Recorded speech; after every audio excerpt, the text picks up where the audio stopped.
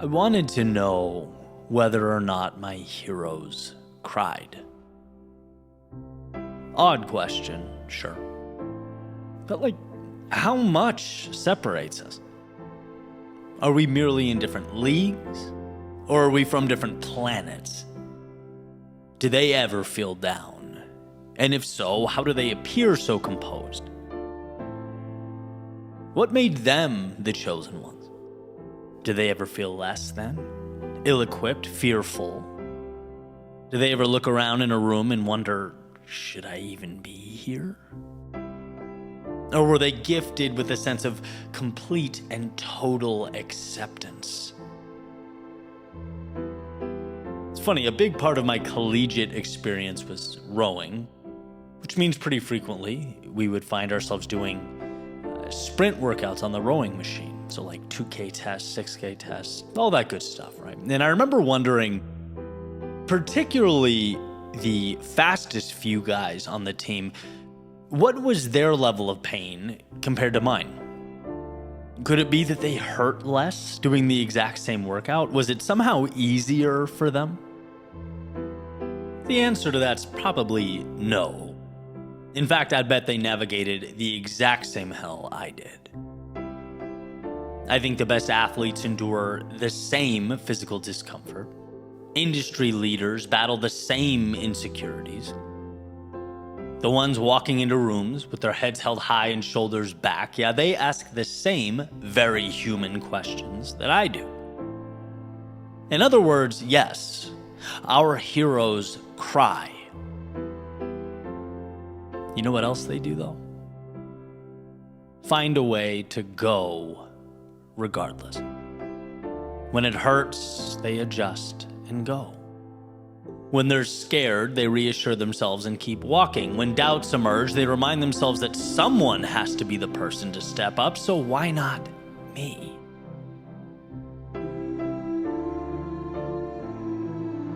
One of the biggest mistakes I've made over the course of my life, and still I occasionally catch myself making, is assuming the good stuff, the good characteristics, good traits, well, they're possessed and utilized by every single beating heart on the planet. While the quote-unquote bad things, they were personally assigned to me and me only. Perhaps because we can just be so lonely with our suffering, it's hard to imagine that others deal with it. Especially when everyone's online slideshow is, one of trophies, smiling faces, and captions that start, "I'm so proud to announce that." You know what I mean. But they hurt. Because like you, they are human, and human beings inevitably hurt.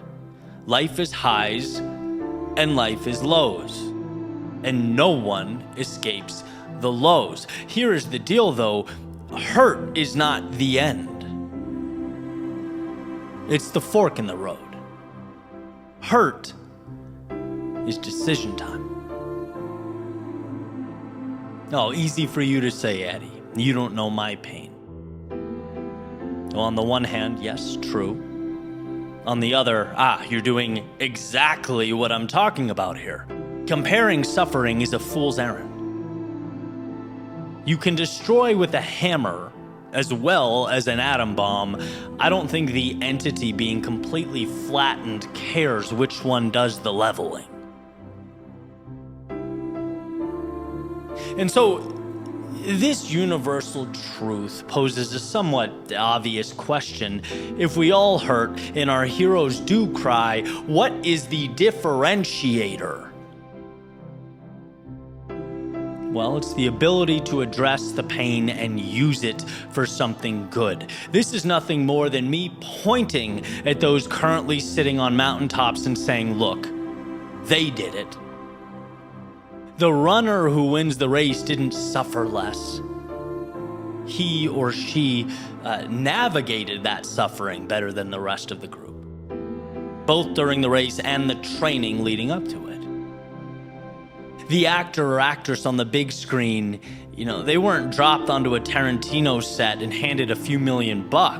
right? Odds are they went to hundreds, if not thousands of readings and auditions. But despite being told no countless times, which in and of itself is a form of mental duress and torture, they picked their head up and said, "This isn't the one, but my time is coming."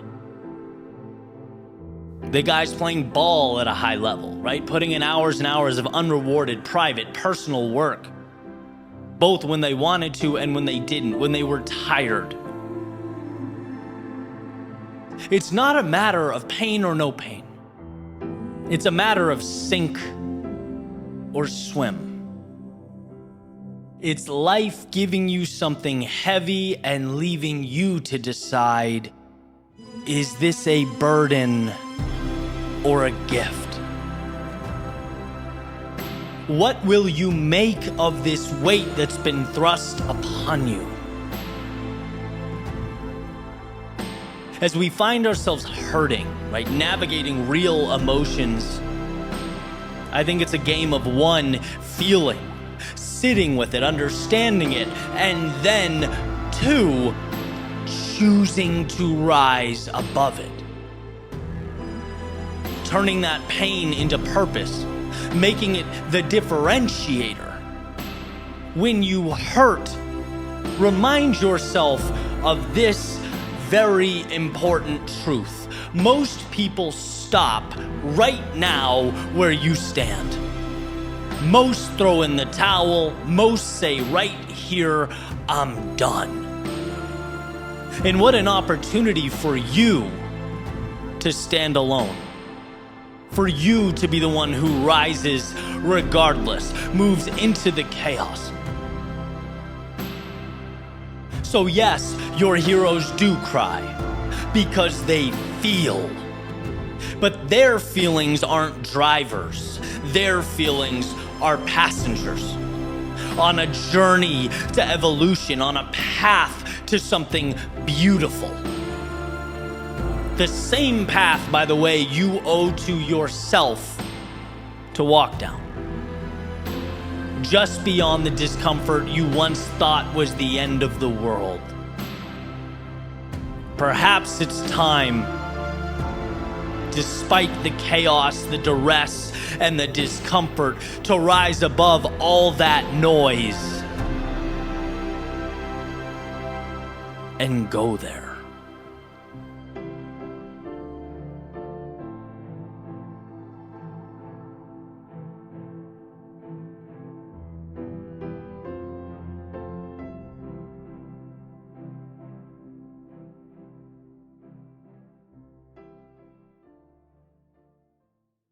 What is defeat? In other words, what does it actually mean to lose? My buddy sent me a post today from X that said simply, "Until death, all defeat is psychological." Why? Well, because if there is air in your lungs, there's an opportunity to find a solution, to move forward, to connect all those dots that will ultimately change your life. But here's the catch. This is the part that I think we often miss. We think defeat is something life gives us, bestowed upon us by the world. It's a letter we get in the mail, when in reality, it's much simpler than that. Defeat is an internal decision. Defeat is looking around and quite simply saying no. It's saying, sure, I could have this. I know I'm capable of it, but I don't want it. I refuse to march on. Defeat is saying the prize or mountaintop or victory, to me, it's just not worth what it costs. And when you believe that, that's when you have officially created and allowed defeat into your life. It's a willingness question, a how bad do you want it question. Because here's the deal, the road to anything meaningful is difficult. A willingness to pivot, to pick yourself up off the floor and continue into an unknown that, let's be real, owes you nothing. Well, that can hurt. That's not a comfortable process. But the truth is, it hurts less than defeat. Waking up 2 hours earlier to find a way to build yourself up, to get ahead, that's far less painful than looking in the mirror and saying, yeah, I could have, but I didn't. I could be there, or at least on the way, but I'm not.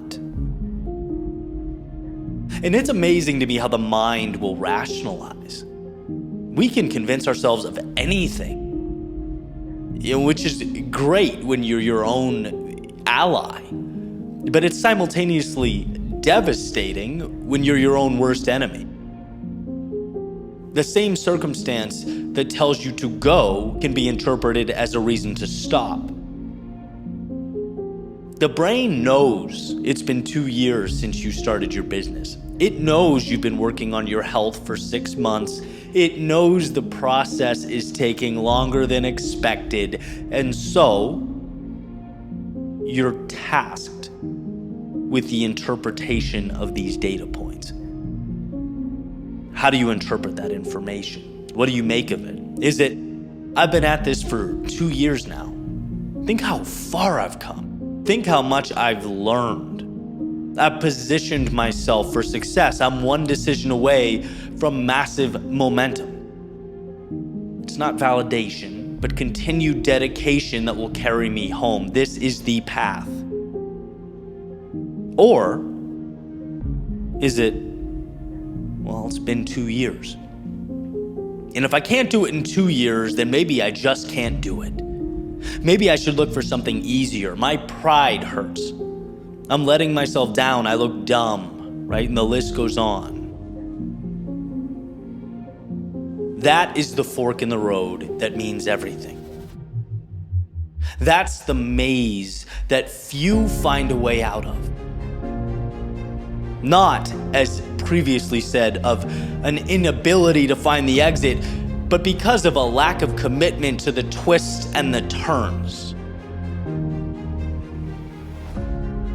Is it, I've been working on my health for 6 months. Look at the foundation I've built. When I look in the mirror, sure, I don't necessarily see the results I wanted now, but the habits are there. I've made some progress. I've lost some weight. My ability to run has improved somewhat. Now it's a matter of carrying on to that exponential growth. And that may be just around the corner. Or, just as in the previous example, is it, if I can't do it in 6 months, then maybe I can't do it. Might as well go back to McDonald's for lunch and ice cream after dinner every night. It's over. This is not for me. You see how both ways of talking are, at surface level, perfectly reasonable? Both make sense, complete sense. But life is not predetermined, it's a choose-your-own-ending storybook. The story you tell yourself becomes the story you live. And if you hear that and think, cliche, well, I have news. You're overlooking the magnitude and capability you have with regard to controlling your life and your destiny. Something like 5 years ago now, I created an ebook with some thoughts. And this is one that I continuously go back to. Quote, when I make myself the victim, I become resentful. When I make myself the hero, I become empowered. With such an array of outcomes, I am forever grateful for the ability to shape my own legacy. And it's summed up with the quote, if you aren't happy with the role you're playing, change it. Right? You don't have to be the one who gives in, who throws the towel or walks away. There's more around the corner if you're willing to walk around the corner. If you're willing to find it. See, we are in life who we believe ourselves to be. And you can take that greatness on. You can become the person who looks in the mirror and sees determination staring back, sees resilience looking you in the eyes. You can be that. You can become the person who finds the upside. And I promise you, that's an incredibly small group walking this earth. Most people do the inverse of that without realizing it. Either projecting their inability to move forward onto the outside world. We've all heard this, right? It's her fault, his fault, their fault, my boss's fault, the government's fault. Or it's simply not realizing that doing nothing is in fact a decision. When we make constant concessions, when we think the current moment was fate or destiny and not an invitation to something better, we are choosing to be less than we can be. And so my point here is pretty simple. Doing things that matter is hard. And it's hard because ruffling the feathers of the status quo comes with unknowns and obstacles. It provides a million off-ramps, reasons to settle or turn around. But to succumb to these outcomes is your decision, not the world's. Life isn't a treadmill with an off switch. If your feet stop moving, it's because your brain told them to stop. So as you make your way into the next unknown, all I ask is that you remind yourself how powerful you are. Not because you were granted that power, but because you have always been that powerful. An author of the greatest story ever told. Where perhaps, sure, you can't control every variable that's dropped in front of you, but you can control what those variables mean. You can't control all the factors that comprise the world around you, but you can control where your focus will be allocated and what you will build with what you find. Until death, all defeat is psychological. Until there is no more air in your lungs, stagnation is a choice. Until there is no more blood pumping through your veins, quitting is a decision. So ask yourself, what do you want to become? How far do you want to go? And then commit to the journey of arriving at that destination. Maybe it takes days, weeks, months, maybe years longer than you anticipated. But it will always be true that if you want it, it's yours.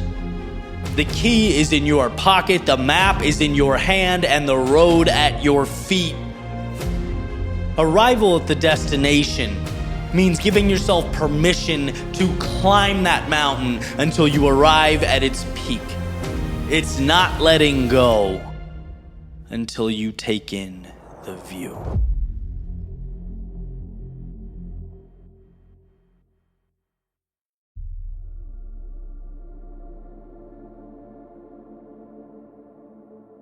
That morning, as I looked out the window, I could feel my increased heart rate. A sense of both excitement and anxiety that you can only really understand if you've lived it. I was worried about what people might think, what I might lose, what life might have in store for me. Because that was all I knew to focus on. I'd programmed myself to do one thing: worry. And when your one thing is worrying, it's inevitable that you see life through a lens of scarcity. Your setting is on maintain, meaning you protect the little you have as opposed to seeking more. You play defense to keep the world out as opposed to the offense required to bring the world in so that it may be reshaped. That morning, cold, wet, gray. I was numb. But deep down, completely oblivious to me, there was a little fire burning. Too small to recognize. A spark of courage in its infancy. See, at that moment, if someone asked me, can you even be scared and courageous at the same time? I would have said those two words do not go together, right? We're talking night and day, fire and water, black and white. But time's job is to reveal, and it has shown that there is no courage without fear. There is no fire, no matter how bright or powerful, that doesn't by default bring about those mysterious shapes dancing in the shadows. If you want fire, great. But you must learn to dance with what hides in the periphery. You must learn to go where your impulse begs you not to. And so that morning, I went to dance with my demons.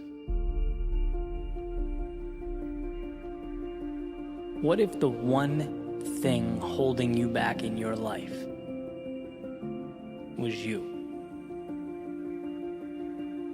And look, I know the world is a complex, multivariable, unfair, sometimes even cryptic place. I've never said anything to the contrary. But what humans do so well, sometimes for good and sometimes to our detriment, is see life through stories, ideas. And whether you know it or not, you are playing by a set of rules.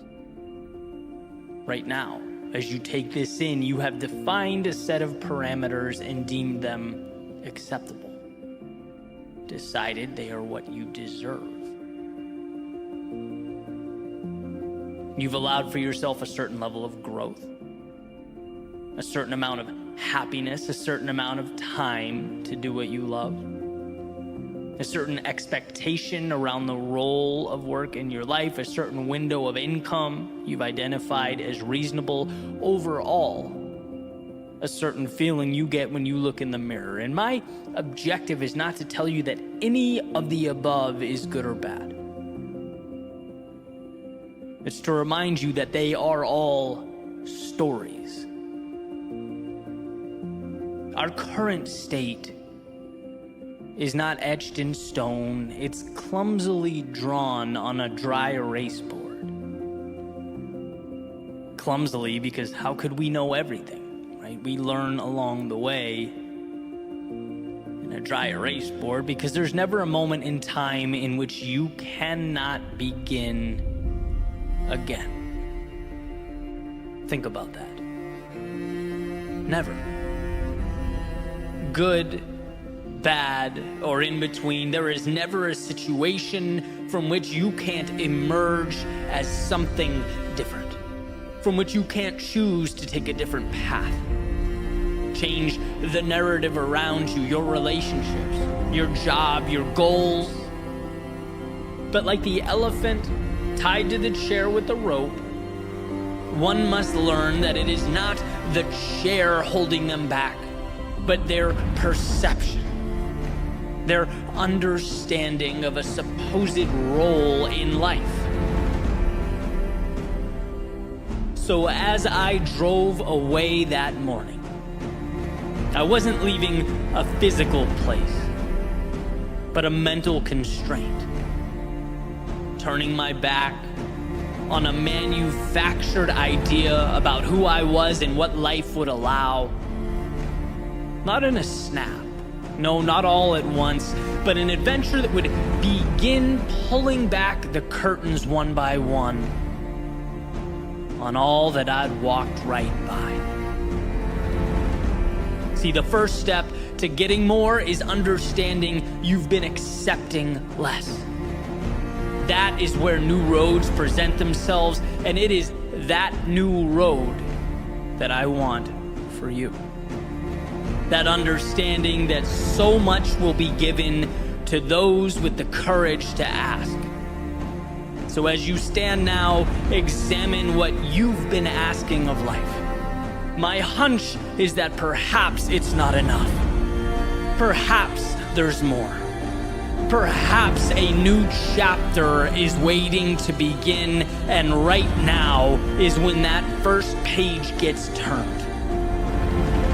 Joseph Campbell says that the cave you fear holds the treasure you seek. Why? Because to face the dancing shadows is to gain power over them. It shows our mind that reality is far less scary than our perception of reality. That no chain or lock or wall can be more debilitating than the mental constraints we create by ourselves in our heads. It shows that the man guarding the door can just as easily be the one who unlocks it. And so what better a time than now to turn that key, to step out and confront what was once nothing more than a vast emptiness. Jump into the cold water of opportunity that shocks us at first, creates pins and needles and discomfort, but ultimately provides a chance to acclimate to and navigate a foreign world. You just need to jump, and not a mountain, but a foot. Enough to start earning that confidence, creating that self-trust, believing in yourself, so drive away. To the understanding that there is always another level if you want it. To the belief that nothing is outside the realm of possibility, those boundaries can be redrawn. To the idea that no one tells you who you are or what you're capable of. The world doesn't give orders, it reacts to who you decide to be. To the awareness that possible victories always outweigh in magnitude the possible defeats. To the realization that who you were yesterday is in no way related to who you can be tomorrow. All chapters end, and you decide when that happens. Everything else belongs in the rear view. Success is knowing this. It's believing it, holding on when others would let go. Be reassured by the incremental nature of what's ahead. Zero miracles, just the courage to begin. Just push the ball down the hill. Give life a chance to help you create momentum. No more thinking, worrying, procrastinating, just go. It's incredible how fast things change when we grant ourselves that freedom, when we see all of the world is open to us. But will you open your mind to that opportunity? I've said this before and I'll say it again. Nothing is sure in life, but you are guaranteed to lose if you don't go. It's to let falsehoods and debilitating stories guide your way. So stop letting these narratives tell you who you are and create reality with your feet. Why? Because you can, because you were meant for more, and because more starts now.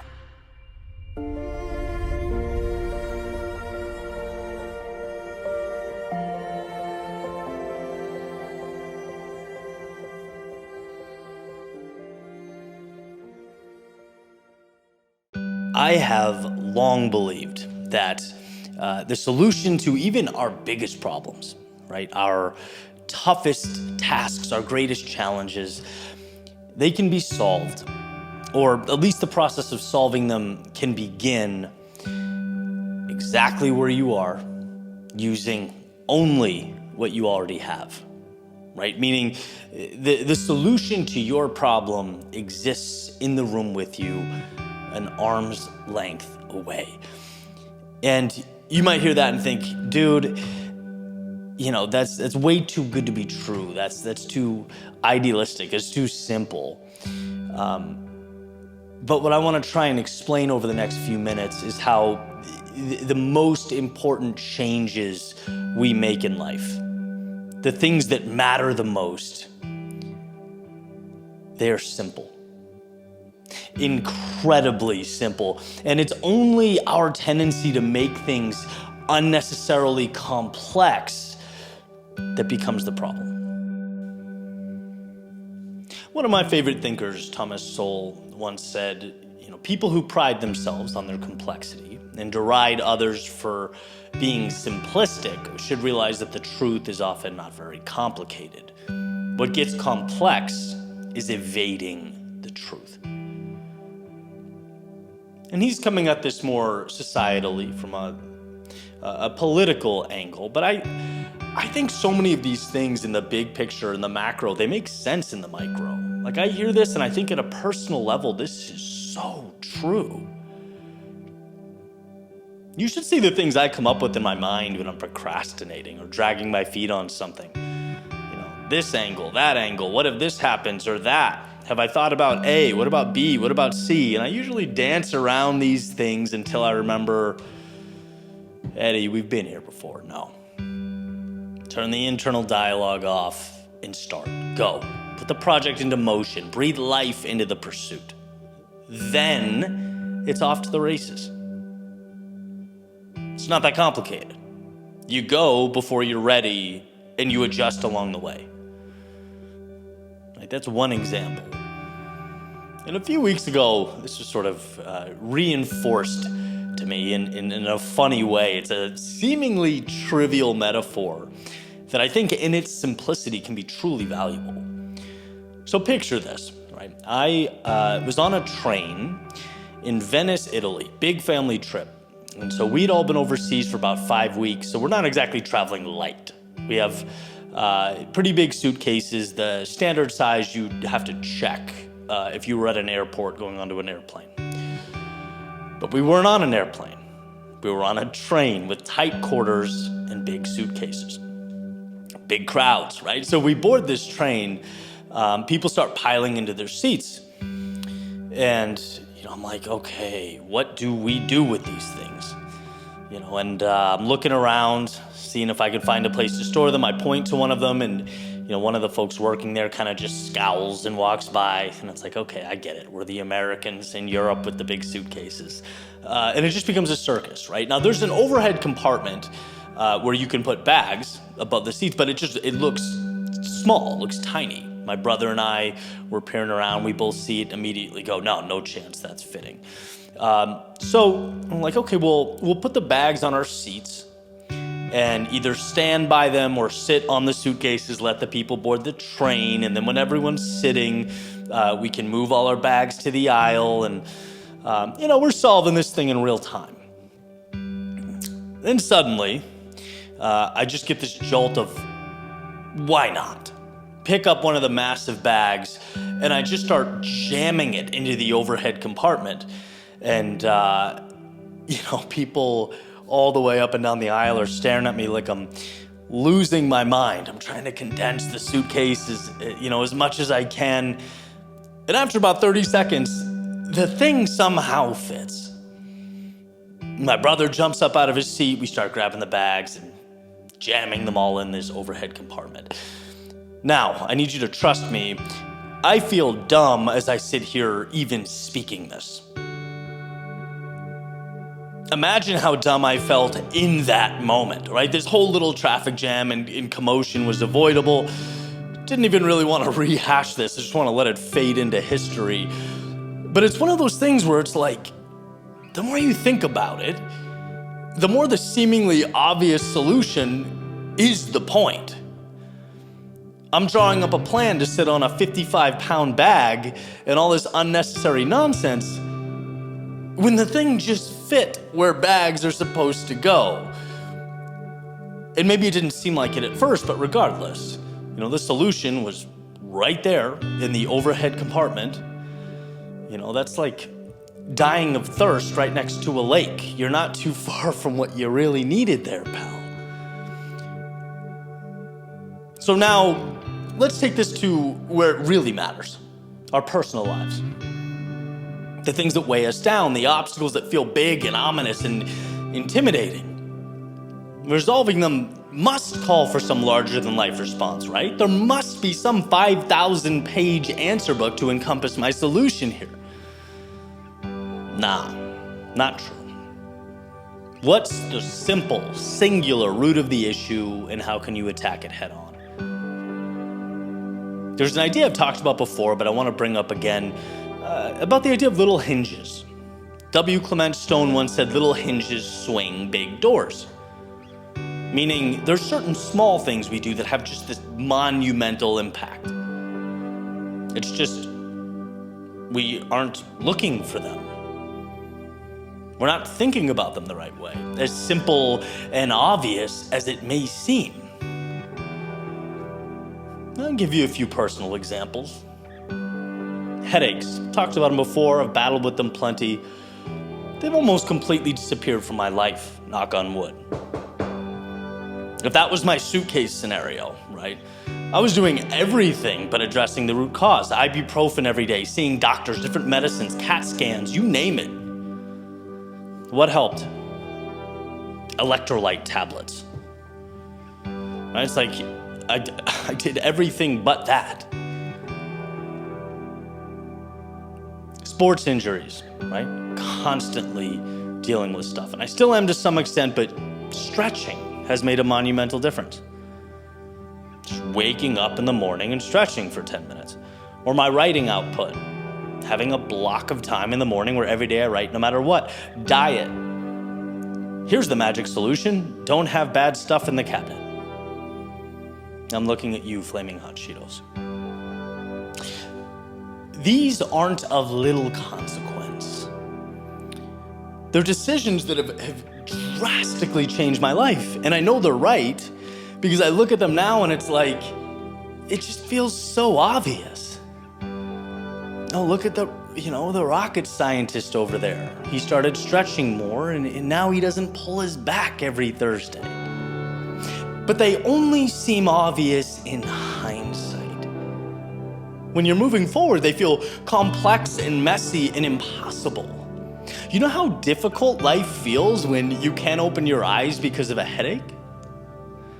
The last thing I was thinking was get some electrolyte tablets off Amazon. It was way bigger than that. It was, I hope whoever has to cut my head open and perform surgery knows what they're doing. Right? We think the solutions need to be as painful as the problem. No. The reason we're still there, stuck in the issue, is because we've put the problem on a pedestal. And I firmly believe that. And so my ask of you is to take a second and think about your life. Truly. Think about where you are and the so-called obstacles before you. And pretend you had to distill life down into its simplest form. If you had to, and I mean had to find a solution right now where you are, where would you start? If you had to do one thing today that would give you the biggest bang for your buck, what could that look like? Solutions are not as big as the problem. And I think that's why they're hidden in plain sight. I think that's why we walk right by them. We think we need a team of Harvard neurologists when we need electrolyte tablets. We're running around trying to camouflage 5 cases of luggage when they can be squeezed in the overhead department labeled, yeah, I know, luggage. Use what you have where you are, because where you are, answers live. And maybe it doesn't fix the problem overnight, but I promise you, it'll get you closer to a solution than the obstacle you've unknowingly transformed into a 7'8" four-handed monster with razor-sharp teeth. You have this. you can slay this dragon and come out on top. Just one, believe it, and two, open your eyes. That combination seems to work miracles.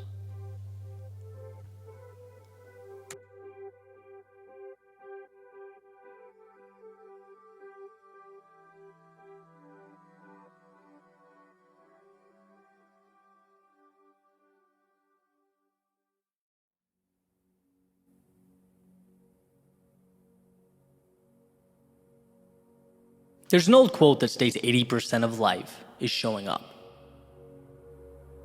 Now, showing up means many different things to many different people, but the idea is not complicated. You can't do anything of significance unless you have first and foremost arrived. Which brings me to today. See, I had a list of concepts I've been excited to talk about, things that I've either read or have been recent epiphanies in my life. And I can't wait to share those with you. But this morning, let me tell you about this morning. Finding the energy to do anything felt like trying to squeeze blood from a rock. I woke up with a headache, exhausted because I didn't sleep at all the night before. And you know that feeling, like when you didn't sleep at all the night before, you're oddly constantly reminding yourself the next day that you didn't sleep, and everything just felt off. And really, as I'm speaking now, things still kind of do. And so I got up and I sort of played with the idea of taking the day off altogether. Right? Maybe I'm due for one anyway. I thought about resting. The little devil with the pitchfork on my shoulder continuously reminded me how great sleep would feel. And I was sitting there, kind of weighing my options. Took some ibuprofen, started the coffee, sat down on the couch, just kind of looking at the wall, what to do. But realistically, I knew. And I want to explain why. Over the years, I've taught myself through repetition that sitting down and writing and recording, unless I plan intentionally to do otherwise, is a non-negotiable. It's helped me see that the goal in any meaningful pursuit should be getting to the point where, despite the circumstances, you show up. Stephen Pressfield, whose voice often echoes in my mind when I come face to face with these situations, he wrote, "Art is war, between ourselves and the forces of self-sabotage that would stop us from doing our work. The artist is a warrior." Artist being anyone bringing something to the world that does not yet exist. And he goes on to describe the battle with the mind over sitting down in that chair and writing when we know we must write but don't want to. When a tired or distracted mind begins looking for off-ramps, as mine had clearly started doing this morning. These seemingly trivial moments, when any rational soul could argue for the validity of postponing their date with Microsoft Word, well, they come to matter more than ever. Because greatness is a byproduct of intentionality. If you become accustomed to breaking promises to yourself, if you leave that door cracked for exceptions here and there, it will ultimately be kicked open. And that's why I inject little reminders like that into my life, to keep that mental muscle working. For example, there can never be dishes left in my sink when I go to bed. Why? Because if I skip it once, there will always exist reasons to skip again. It's a very easy thing to not care about. Because here is the reality. Progress is a lifestyle. Growth is a lifestyle. At least if we're talking about any meaningful type of evolution. I just finished reading It Takes What It Takes by Trevor Moawad. One of those 3 to 5 hour listens on Audible, depending on how fast it's playing. It really packs a punch.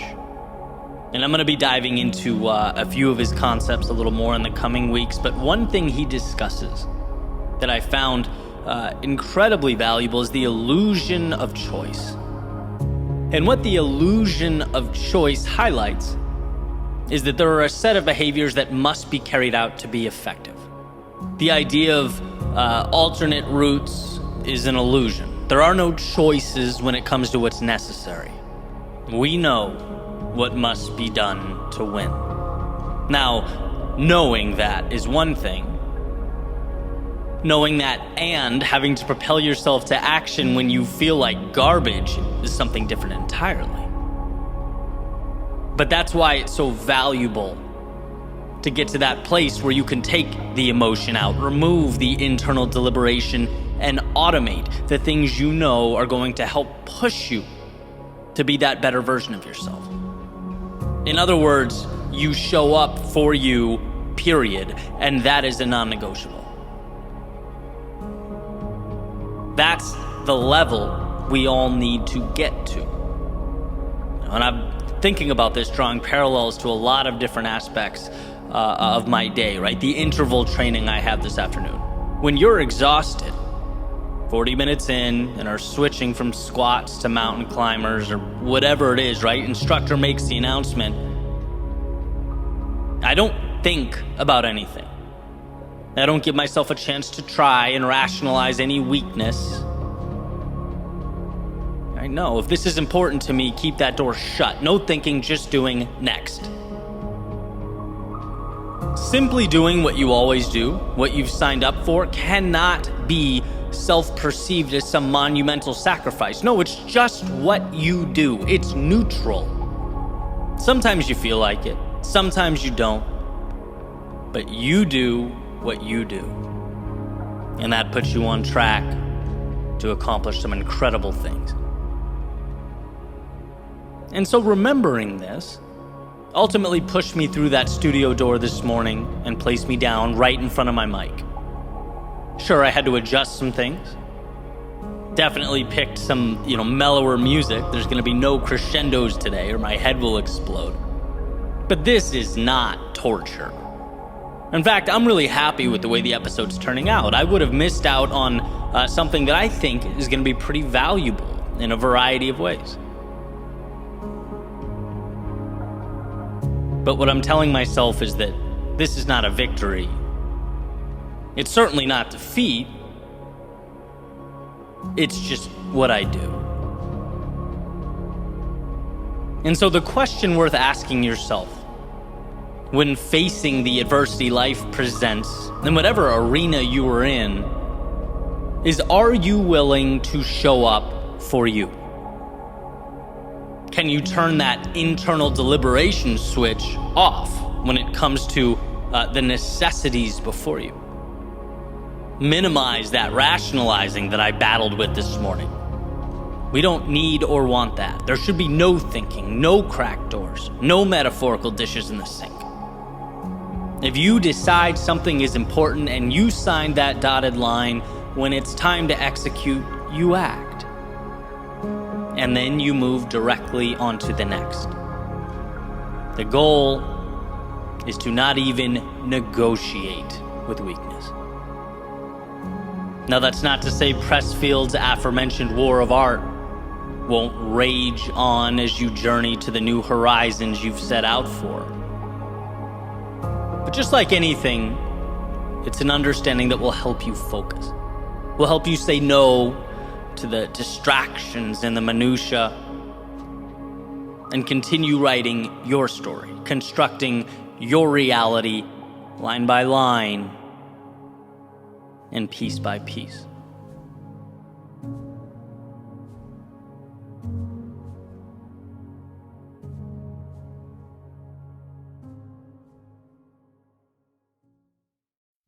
I'm gonna be selfish, because this message is exactly what I need right now. Exactly what I need to walk myself through. And so I'm gonna dive into it fully with the hope that in some context, in some capacity, you can pull this message or idea and inject it into your own life. whatever it is you're going through, whatever it is you're navigating. Long story short, it's the shiny objects again. It's forgetting what brought me here, what I love, what matters most. It's looking around, knowing the destination, but spending time doing me things that aren't bringing me there. So how does that happen? Misalignment tends to sneak up like a lion stalking its prey. In fact, sometimes I imagine the value of a giant mosquito net that could be placed around the things that matter so that all that complexity can't make its way in. Let the externalities remain external, right? And I walk and I think and I wonder, why is simplicity so difficult to protect? Why is alignment always seeking to collapse in on itself? And personally, why is my inclination, the second I stop paying attention, to wander off the tracks and navigate in circles? And well, that's the good news. It's like when you realize you've wandered off track or you're in arenas that aren't yours, you can finally do something about it. In fact, that may be the most important part. Life is about casting and reeling in, casting and reeling in. It's fire, aim, fire, aim, fire, aim. Maybe wandering places we shouldn't be shines the greatest spotlight on where we should be. It's the best way to wake up one's intuition. Because intuition tells you what you already know. But its magic is that it tells you so loudly that it drowns out the minutia. The brain needs the heart. Otherwise, we become capable doers of meaningless things. I think life-changing things generally are not complex things. All right, let's do the exercise. The same exercise I've been doing for years. The ultimate self-awareness assessment. A, where is your finish line? Close your eyes. Do you see it? Can you picture it? Okay, perfect. Now B, how are you spending your time? And is how you're spending your time taking you to that finish line? Is who you're spending your time with taking you to that finish line? Or maybe you need to shake the snow globe entirely. Maybe you need to define what your finish lines are, which may just be the spot I currently find myself. Micro example, the other day I was with my trainer doing some barbell overhead shoulder press and was focusing on the top of the movement. And he says, look, for what we are trying to do here, sculpt and define your shoulders, you're paying attention to things that don't matter, that are not creating the greatest impact. The greatest impact is going to be the lower third of the movement. So focus there, right? And it's a smaller example of a macro question. Are you focusing your time and energy on the things that are going to get you to where you need to be? J.R.R. Tolkien wrote through his character Gandalf, all we have to decide is what to do with the time that is given to us. I love that quote. That quote is everything, the alpha and the omega, the beginning and the end. We are what we do, what we focus on. And so when time passes, when we look around and see less and less correlation between how time is spent and where we want to be, the e-brake needs to be pulled. Expecting something without committing to the required action to bring it to life, well, that's pretty close to delusion, if you ask me. And I've danced around that flame of delusion many times before. Right? Sometimes without thinking or ignorance, sometimes simply being wrong. But it's happened, right? Like, why am I not gaining muscle or improving my physique? I would ask myself as I ran 10 miles a day, 6 days a week in South Florida. Obviously, there's a misalignment there.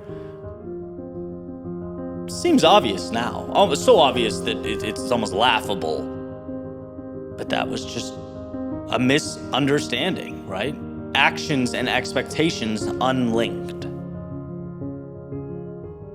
And to those not familiar with this arena, this one may seem a bit out there, but I decided recently to stop calling myself an entrepreneur and instead start calling myself an artist or a creator.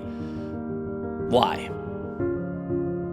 You might even think, who cares what you call yourself? Stop being so vain.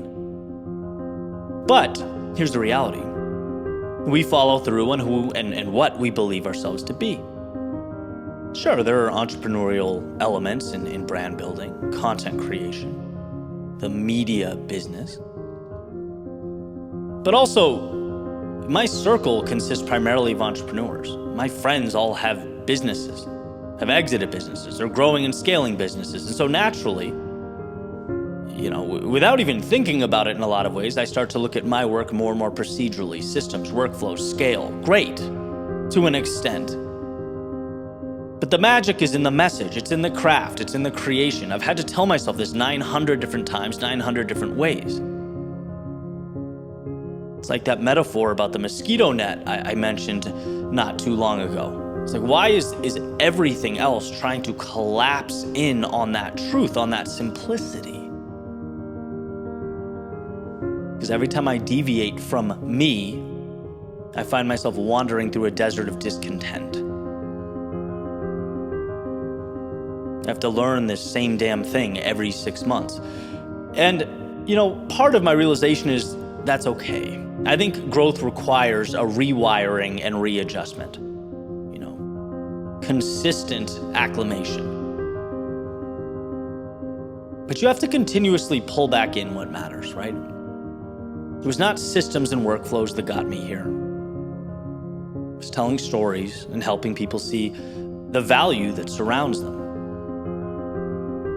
That's what makes me happy. That's what I'm best at. And I feel like a kid on Christmas every time I come back to that, right? You stretch a little too far, learn, dial it in. Find yourself stronger than you were. Stretch a little too far, learn, dial it back in. Find yourself stronger than you were. It's like going to the gym, breaking the muscle down so that you can be built back up stronger. And so perhaps the value here is an opportunity for you to similarly think to yourself, what am I doing? And is it taking me where I most want to go? And if not, doesn't mean you've wasted time. It's not an indictment on the steps you've taken or the paths you've walked. It's a celebration of the awareness, of the newness, the novelty in the next chapter. It's a celebration of the fact that you, just like me, can go anywhere we want to go next. The wake of the boat does not drive the boat. This moment in and of itself is new. It's a rebirth, a creation. What will we do with it? We go too far in order to regulate and find ourselves better than we were when that dust finally settles. But what's absolutely imperative is asking the questions. It's looking at your own life like an eagle flying overhead, seeing things holistically, big picture. Emerson said famously, hitch your wagon to a star. So find the star that lights up your soul and make sure each step guides you not away from, but towards that light. Those little blasts of intuition, they matter. They mean something. They are reminding the brain that doing the wrong things will bring empty victories. Trust me, you can win a race you care nothing about, and a lot of people do. Define your terms and execute. Choose your mountaintop and ascend. We explore in order to refine. So let each step be a chiseling away of what no longer serves you, so that you can capture the pieces of life that light up your soul.